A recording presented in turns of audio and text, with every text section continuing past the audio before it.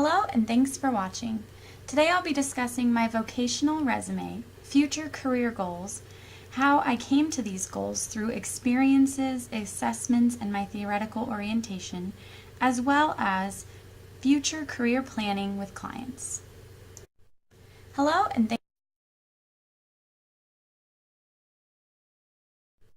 At 16, I took my first job at Burgerville, a fast food chain in Portland, Oregon. Upon entering college, I first took a custodial job, then was moved up to the warehouse, and during also those 3 years, had a second job in theater construction, where I led small groups of students on projects in the wood shop, metal shop, and paint shop. After graduation, I became a full-time preschool teacher for 1 year up in Seattle, Washington.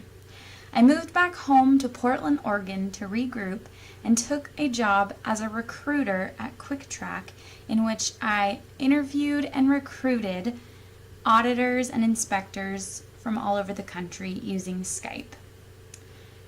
From there, I decided to become a counselor and got into the CCU program. I moved into Colorado in 2015 in April and have been a live-in nanny ever since.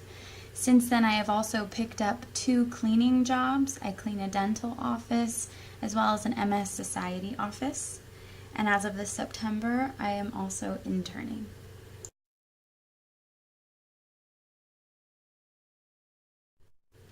Over the next 3 years, I plan to earn my master's degree and my LPC status while employed at Light of the Rockies in Fort Collins under my supervisor, Chris Bassett.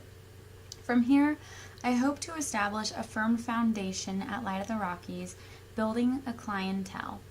During this time, I would also like to be trained in EMDR, play therapy, and take some classes in Gestalt therapy.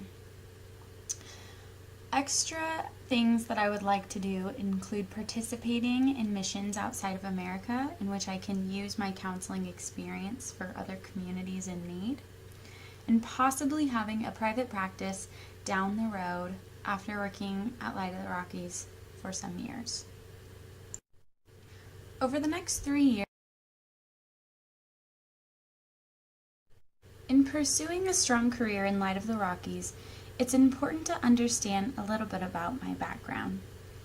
I was raised in a very strong Christian household, and I have experienced the Christian community my entire life. I know what it is like to be hurt by Christians, to be loved by Christians, and even to be confused in your own Christian identity. Secondly, I was raised in poverty and under constant financial stress even as a child. I greatly appreciate the mission that Light of the Rockies has in wanting to reach out to those with low income. Light of the Rockies provides a sliding fee scale and allows clients to be seen for as low of a rate as $25 an hour.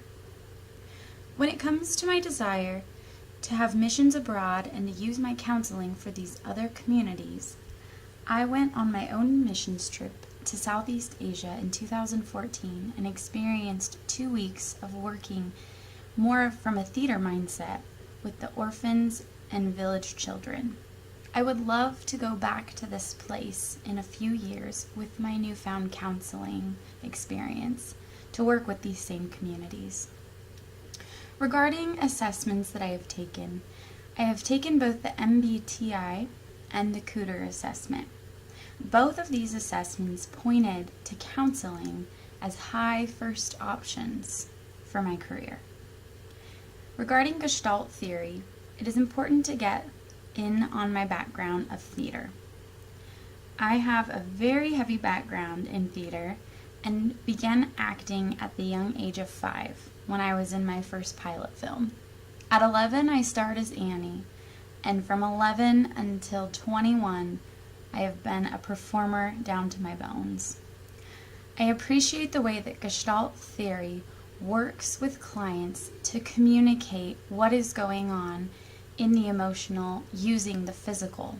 I also appreciate the here and now aspect that Gestalt theory uses. It forces the client to be present with the clinician in a way that they might not be used to in normal social interactions.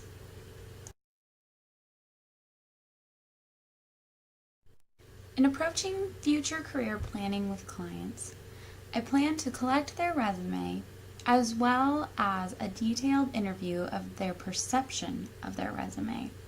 It would be good to know what jobs they enjoyed, what jobs they didn't enjoy, and why they did or did not enjoy these experiences.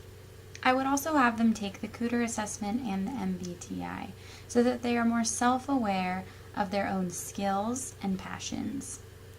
I would want to define what the client's needs are versus what their wants are in these future career options that they seek. It would be good for the client to get a better grasp on the kind of things they need in a work environment versus the kind of things they would like to have in their work environment. I would want to also discuss the client's current self-care habits versus the desired self-care habits that they would like to incorporate or extend in their life. Along with this, I would like to discuss their current dynamic in the home versus the desired dynamic in their home. It's always good to understand if there is a current dysfunction in the home and how a future career could better or worsen this dynamic. In summary, through my own vocational experience, I've seen that satisfaction can come when a person's passions and skills are combined into their career. While this is working for me, some clients might want to maintain their current income and not look for a new career in which there is more passion. This is why it is important to work on self-care habits with clients, as sometimes clients just need to readjust and reevaluate their hobbies and how they get pleasure in their free time.